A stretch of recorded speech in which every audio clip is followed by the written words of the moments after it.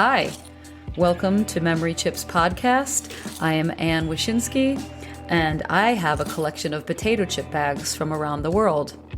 And every so often, I go through this collection, and a certain bag or bags will bring up memories of people, places, ideas, and I really want to share these with you. So if you please subscribe, you will never miss a bag.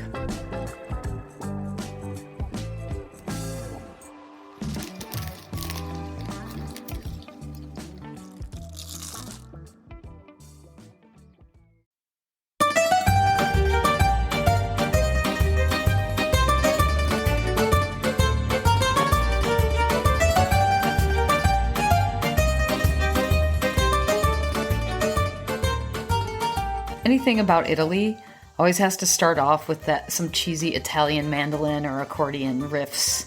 So I did that. But today's episode is not really about Italy. It's about my guest, the artist Pat Arnao's relationship to it.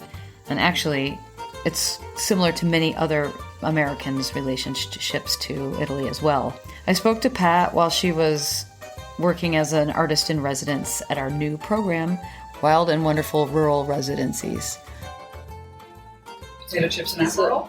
Potato chips and Aperol, yes. We are having Aperol. Is that a traditional, if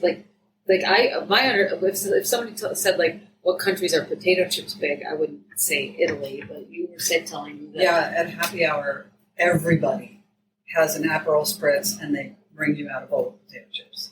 Okay. It's like what you do. Everywhere in Italy, you order an Aperol Spritz, and they bring you potato chips. Right. Well, yeah, when we're drinking Aperol Spritz, we're drinking just Aperol. We're drinking Aperol Spritzes right now. Yeah. Not eating potato chips because we didn't have I didn't have any because we ate them already. Because we already ate our potato chips. It's going to work. Are these the things we're going to talk about? I will just come on, Pat, just be a good guest. Sit down and talk, okay? Just let me. Okay, hold on a second. So you wanted to know what we were going to talk about. Mm-hmm. So basically, I just wanted to start out with a little toast to your success. What I think is a successful residency. Thank you so much for hosting. You were amazing. Great. It was amazing being here. Mm-hmm. I got a lot of work done. You were very productive. I facilitating. You can see all of your stuff on your Instagram mm-hmm. and on your website, which is what? Pat Arnao, ARNAO. .com. Or Pat underscore Arnao on Instagram. On Instagram. One thing that I have noticed throughout the course of you staying here and doing the residency is that lots of talk about Italy because you are in the process of getting your Italian citizenship. Mm-hmm. You spent a lot of time in Italy. Mm-hmm. Having never have been to Italy, mm-hmm. I'm really fascinated by Americans who are obsessed with Italy mm-hmm. and going there, non-Italian, Italians and non-Italian, mm-hmm. Italian Americans. But I have these bags from Italy that people have brought me back from there, and I just wanted to use those as a backdrop to talk to you about that. So we have Bolognaise flavor. Uh-huh. Which is what? Tomato flavored, but Bolognaise is a sauce, actually. But there are a lot of tomato flavored chips in Italy. Okay. All right. Yeah, and this one is Vivace. Yeah. Those are good. They're spicy. Okay. Più gusto. Vivace. What does più gusto mean? More flavor. More flavor. And there's a little hot pepper there. So okay. Vivace is like just, Uh-huh. And they cost €1 this bag. Yeah, things are cheaper there. And then this is the same this flavor. Is San Carlo, the same. Più gusto, tradizione italiano, gusto salame e finocchietto selvatico. So it's got Fennel and salami flavored potato chip. Yum! Yeah, well, look at the picture. I didn't get to try salami them. And Fennel there. Crap! Yeah. They ate these. They just brought me back the It's bag. Novita. It's new. Oh, okay. Well, it was new whenever this was. Probably came back in like 2010 or something. And this is a different one. La Contadine, Sapore Mediterraneo. Those are tomato and basil flavored. Yeah. But they say Mediterranean flavor potato chips. What do you think this coastal picture does that look Familiar? Familiar to you? It just is one of those typical. They're trying to show a little typical Italian coastline, but that doesn't look very typical to me. So it must be over on the East Coast, which would be more Greek, and they have lots of white buildings. Okay. Yeah. Oh, maybe it's Greece, and then No, it's not Greece. That's Italian. okay, and then we have olive oil, and I think this And might be these from are- Spain Yeah, clásicas originales. because I just read this and realized that it's in. I think it's Spanish. It's in Spanish. Yeah. Okay. But No, the it's Spanish ruled Sicily for hundreds of years. Wait, so. it's in Portuguese. Yeah. No, what is this? Is that Portuguese? Sem gluten. Sem gluten. Sem gluten. It's in a couple. Looks like it's in a couple of languages. Looks like it's okay. Never mind about Yeah. this. Anyway, Okay. Sicilians kind of. They're very Spanish influenced. Okay. So, you tell me about why. Do you have any opinion about why you think Americans are so obsessed with Yes, Italy? I do. What? Well, I think it's Italy is sort of like in Americans' minds, I think, and probably in many countries, it's sort of the next to Greece, sort of the origins of beginnings of our cultures. There's also film. The film that came out of Italy in the 50s, the 40s to America, I think, had a huge influence on people. Fashion, art, l'amore. L'amore. I mean, it's just, I think Americans see the life there, and I think they feel like it's voluptuous and sweet. So so if this is weird because so in America when they came, people came here and there's lots of immigrants come here. We have the potential to, if that's what we admire, we see that. Why do we not strive to have that kind of voluptuousness here in our own? When there's so many Italians here and there's so many people, but that doesn't happen. The Italians that are, do you know what I mean? Like I think get idealized. it's a culture.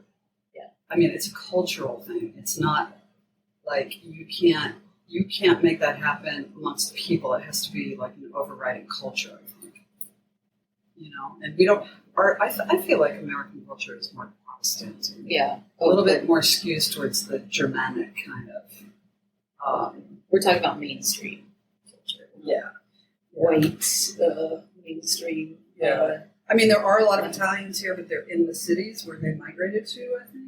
Well, do you have? Well, I think it has to do maybe with the economic power and who's in control of the situation. The Italians have always been, like traditionally, even in American culture, are the lower class. Absolutely, 100%. So, yeah. They were considered basically, how can I say it? Well, they were really dark-skinned and people didn't like them. Yeah. Yeah. But that's why I think it's weird that people who are like white, Protestant, older Americans who just go on and on about Italy this and Italian art, and they go on vacation and they go on their boats and they, all this stuff in Italy, and they admire that Italian culture, but then we have Italians here and they treat them like they're dirt. So like, that's kind of, well, I guess that's a class thing, because I've had that reaction actually. Recently, I had that reaction from an Irish friend of mine who has a very aware of class and where she comes from, and her dad was high up in politics, and I said something once to her like, "Everybody wants to be Italian," and she looked at me like I was crazy. No, everybody wants to be Irish. Yeah, it's true. Well, here, everybody here. I was like, I thought everybody wanted to be Italian, and she just looked at me like, "What?" No, I don't think so. They want to live in Italy. They don't want to be Italian. They want to live in Italy, and that's cheap food, cheap servants. That's why. Yeah, I mean, I always thought it was really funny because living in Sweden, Swedes they go to Thailand. Yeah. And they always talk about like Thai people are so friendly and it's so cheap and the service is so nice. Service. It's service. It's all about service. Yeah, but then I don't understand if they value that, why don't they institute that kind of level of service in Sweden then? If everybody goes to Thailand, if everybody likes that, why do they go back to Sweden and then are assholes and don't provide good service? I don't know. I mean, like that's the thing that's so crazy to me about like idealizing and like romanticizing different cultures, and then you have the chance to see that, and then I think it's again, the adoration from afar is also something. Familiarity breeds contempt. Kind of, if they actually lived there, they might not love it so much because it is a very difficult country to live in, bureaucratically, politically. It's there's a lot of corruption. It has one of the most far right governments now. It's a difficult country to live in. Yeah. The Italians are always saying to me, "Why do you want to live here?" Yeah, exactly. So why do you want to live there? It's beautiful. It's where my grandparents came from. I would be an expat there, which I think is a good place to be in countries sometimes, especially if you're coming from a politically charged place like America. You don't notice the politics as much. Yeah. So basically, you can hide out there. Yeah, and I'm not even sure that I would actually live there. But having the option of having another passport is a good escape hatch. Right. That's what I was wondering, because like for me, it's being married to an Icelander is, and thinking about like, where do you escape? Like where, having this escape hatch and like seeing all your things. So I don't know. I was wondering if Italy was, if it was Italy in particular, if that is because your grandparents are there and you can prove that they're from there and everything, that you that you choose Italy because that's the accessible option. Yeah, I choose Italy because that is the accessible option. Mm-hmm. But I also really like Sicily, and I know it would be incredibly difficult to live there, but it can be hard living in the United States too. Yeah. So have you ever? So you're an artist and you're here on an artist residency. And it's beautiful here, right? Yes, it's gorgeous here. West Virginia. It is gorgeous here. Right, but it's not Italy because it's not for obvious reasons. But have you made work or shown work or done anything in Italy? Does any of the work that you do have any particular resonance? Oh, that's an interesting question. I have shown in Italy once. I would like to show there more. I think Italians have a very difficult time with art because so much classical art is there. And, if you talk to an Italian, they'll be like, they don't really embrace contemporary art or conceptualism. I mean, there are some very good Italian conceptual artists, but in general, the population is a bit like Reese. Yeah, there's many great Italian conceptual, but as a people, I don't think they embrace it. The regular Giuseppe will say, the David, that's art. Yeah. And traditional. They lean traditional. It's actually skill. It's not even really art. It's incredible skill.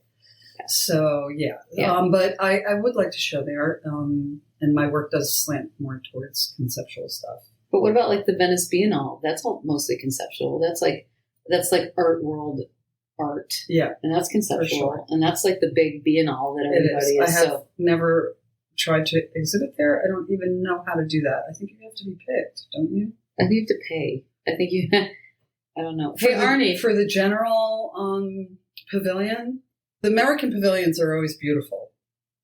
Uh-huh. I love what the American pavilions do generally. Yeah. I've never been there. I love the Biennale. I try to go every. Oh, yeah. I've been going for the last 10, I think. Yeah. I wanted Árni to weigh in on the Biennale. No. Hey, Árni, can you come in here for a second? Could you be a part of this conversation? I have a couple questions to ask you. please? What? Can you come stand here? What do you mean, what? So the first question, we were talking about the Venice Biennale. Okay. And Pat was saying that she said, I wouldn't even know how to go about getting in. And my understanding is that you just buy your way in, right? Is that true? I don't know. No. Then how does it work? You get invited, right? They have the countries have their pavilions, and then, right, and then the big curators. Pavilion, you get invited by the jury. As exhibitor or as what do you call it? Curator. See, it's a mystery. It's an art mafia. Art mafia, yeah. For sure, it's an art mafia. I'm sure. Yeah. Okay, wait, but I have another, because we're talking about how Italian art. I was talking to Pat about how, if she has any ideas or wants to make art in Italy or is inspired by Italy, and she was talking about how it's traditional. How like a lot of it is really like a lot of Italians appreciate more skill-based and classical art and are not so hot on the conceptual art. And then can you quickly tell that story about when you exhibited in the church in Italy?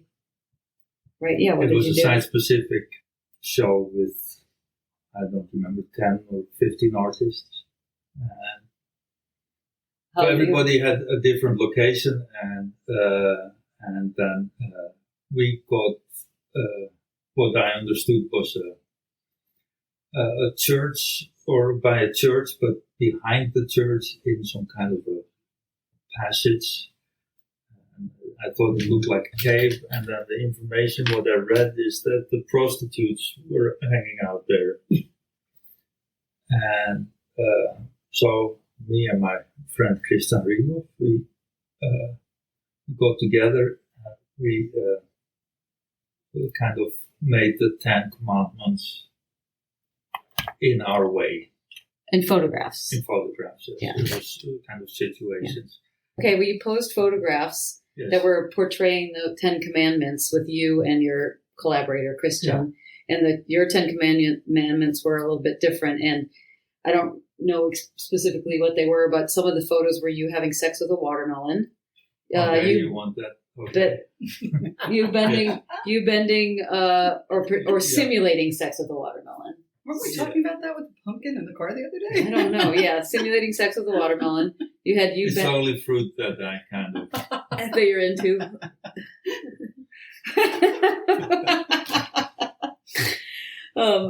And then there's ones you guys bending over with like tramp stamp tattoos on your butt. Anyway, it was inappropriate. Not steel. It was kind of inappropriate, yes. And then when we discovered that we were that it was not a cave behind the church, but that we were in the entrance of the church, we got really nervous. And then the organizer said, "No, it's no problem. Nobody uses that church." And then we went hanging it. I know where this is going. And then there were like 200 people there. And we were like, oh no, we're not. Because at that point we realized that, this is inappropriate. And we were not really we didn't have the idea that we were provoking. Or, we didn't really want to provoke people or be provocative. That was not the first thought we had. So, but then they talked us into doing it anyhow. So we went late at night with the ladder. We hung it up there and ran away. And then it started with the walk. We were the last place, and so we started walking at the first. We looked at the first artist, and that was really nice because first we were 25 people, the artists and a few friends, and then the next we were like 30 people, and we walked through the whole of Bologna to all the different sites. In the end, we were like 200 people. It was really funny because people were walking and, "What are you doing? What are you doing?" Came along. Yes, and we were like, okay, now we go to to our side, but it was nice. There was wine there, and so. But people thought it was really funny. They laughed their heads off. I was going to say, I mean, I grew up around a lot of Italian Americans. No, but like I didn't match up like the people that were in the States in my neighborhood with like a country that exists somewhere else. Like to me, they seemed like totally like different. Like the Italians that I meet abroad, or like the Italians that I meet, don't seem anything like the Italian American. They are nothing like the Italian American people. I know. There are parts of Italy in the south, in the deep south, like not in Sicily, but in Puglia and down like in the heel of the boot around that area, Calabria. A lot of people from the south immigrated to the United States because basically there was no food, Right. and so that's why they came. Yeah. And you do see beaches that you feel like you're on the Jersey Shore. Yeah. Well, the thing is that, so we're in West Virginia right now, and one of the cuisines that was like one of the staples of West Virginia cuisine is the pepperoni roll, which was brought here by Italian miners who immigrated here during the famine or whatever whatever was going on. A lot of Italians immigrated to the pepperoni roll. Yeah, pepperoni roll. I don't know this. So the pepperoni roll is it's like a calzone or a stromboli or something, but without any sauce. It's just like pepperonis in a dough. It's like a pocket. Yeah, and you could roll it up and bring it to work. Yeah, you could roll it up and bring it to work, and also it's kind of like this same idea as like carbonara. You know, the carbonara was for the miners. It kind of like was so heavy that it would like clean the coal goo out of their mouths. That's what I was reading in some West Virginia like coal mining history thing. I heard, this is what I heard, that it has a lot of pepper on the top. Carbonara, okay. And it was the women would make it because with pepper on top because it would look like their husband's face when they came home. That's what I heard. I didn't hear anything about goo. I don't know. But carbonara is not something you find in Italy that much. And a lot of the food that's here in the United States is very southern Italian food. It's not northern Italian food, like Sicilian and Calabrian. Well, where are the coal mines in Italy? I don't know. No. Coal mines. Well, I mean, I think that they were miners. Well, maybe they weren't miners in Italy. I mean, there's volcanoes, so there's iron and there's, Yeah. I just assumed, like, my family, my Polish ancestors came here. They were coal miners in Poland, and they were coal miners here. Okay. So I'm sure there's coal mines in Italy, but I don't know where they are. But I did hike up Mount Etna. Yeah, when I was there, which was quite extraordinary, and the mountain is, the volcano is active, so it spewed forth all. It did. An eruption today. It spewed forth all this iron ore, which is like bright orange against the black. It's so beautiful. There's just rock and stone everywhere, and it's black, and I'm sure there's coal mines. Right, I'm sure, maybe, or some sort of mine. I have to look that up. Yeah, but anyway, so that's how I was kind of, trying to tie it, since you were here, and I had these Italian potato chip bags, and I was trying to tie in all of the things, and then I remembered about the pepperoni roll. Pepperoni roll. It sounds like it's. I can get you one. It's not good. I'm going to pass on it.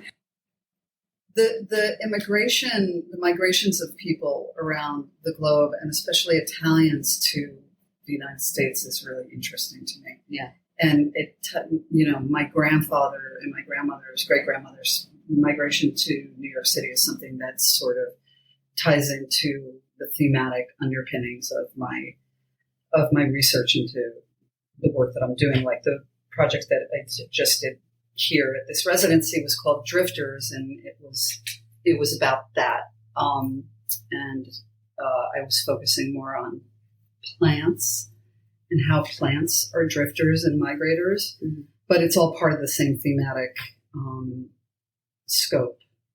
My grandfather was a sailor. I have his sextant and his like log of Mediterranean sea lanes. And You do? yeah, Cool. so if I was going to do a project in Sicily, it would probably be about that. Yeah, that sounds cool. Yeah. But yeah, so I mean, your work, everything that you did here was on that theme. You had the little passengers. That was your weeds that you collected that were that hop onto people and use them as vectors to travel, and then the trains, you got it in the trains a little bit, and the train ties, and the so train ties, lost and found, mm-hmm.